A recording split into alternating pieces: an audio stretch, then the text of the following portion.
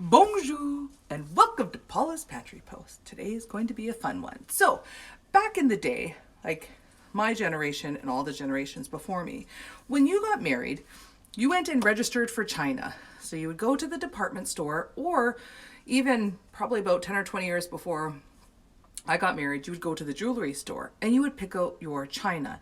You would pick out the pattern that you wanted and you would register for China. And then when you got married, for your bridal shower or your wedding, people would go and buy you maybe one set or two sets, and that would be the dinner plate, the dessert plate, your cup and saucer, and that was usually, and then there was all kinds of extra pieces. There'd be like serving dishes and bowls and all kinds of other fun bits that you could get for your china. And then like over the years for Christmases and anniversaries, people could buy you more pieces to your china.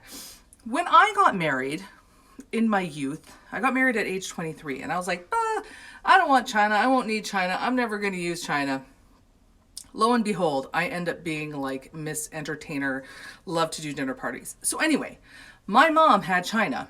This was not her original set. She had a different set when she first got married, but she ended up collecting China. So I grew up looking at my mom's China, seeing it in the China cabinet, and I fell in love with it.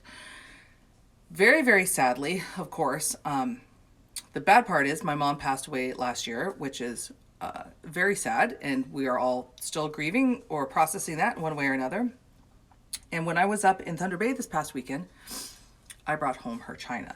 So my mom's china is called Petty Point China, and she had everything. She had, this is a dessert plate. This isn't a dinner plate, but there's dinner plates, dessert plates, there's bowls,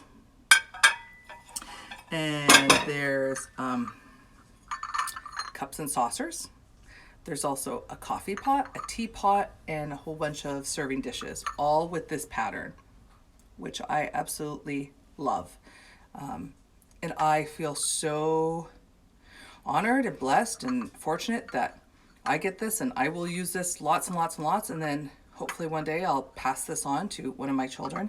But what's even cooler is my mom also had coordinating napkins, because everybody knows how I feel about napkins and tablecloths. So there's napkins that I can use when I have tea with my china. And just to prove how much I love this pattern and how I've been dreaming of this pattern for years, I went to England on a mission trip 2 years ago, and I brought back pillows from England. I think I did another Paula's Pantry Post, but I have a thing for throw pillows as well.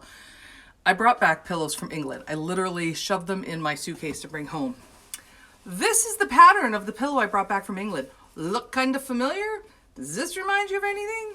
Because when we went to visit the seaside in England, there was a little there was a tent set up, and there was people selling handcrafted and things. So there was a woman who handmade these pillows, and I saw the design and I was like, I have to have those. So I actually have 3 that I brought back, and another one that's different. Yeah, I brought back 4 pillows from England. I went all the way to England. Anyway, so I like it because it kind of goes with the theme and matches. So I'm pretty excited.